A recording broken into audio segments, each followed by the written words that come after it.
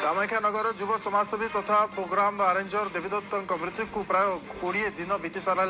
भुवनेश्वर भरतपुर थाना अधीन एक होटेल गत मास 19 तारिख में देवीदत्त झुलंता मृतदेह उद्धार होता तेरे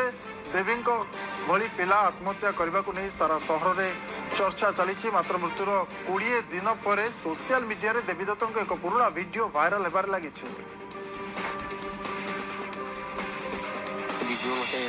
देखिले मोर 5 लाख टका खंडे वीडियो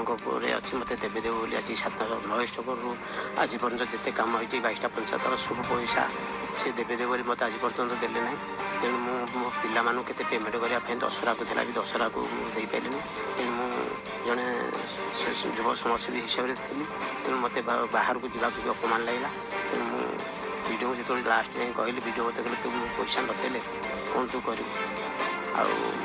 पैसा देवी ना जहाँ देवी आप यह कहला से हतोत्साह पड़ा तेणु आमको किसी न कही से भुवनेश्वर कला जाऊँ भुवनेश्वर मुझे आस 2-3 दिन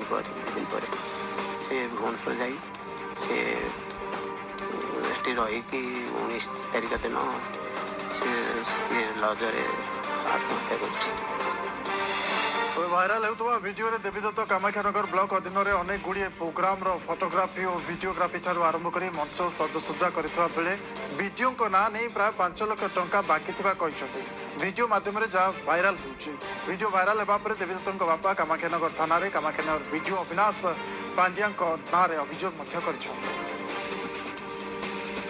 ऑफिशियली से जहाँ बिल सबमिट करते पेमेंट करूँ आउ किसी 2-3 प्रोग्राम फंड्स वेट करूँ जो गवर्नमेंट आसबार अच्छी निश्चय मत क्लीयर करूँ कि बहुत दुखद कथा ये जो घटना घटला आउ कि मेजर तर ड्यू थी कामाख्यानगर महोत्सव रिगार्डिंग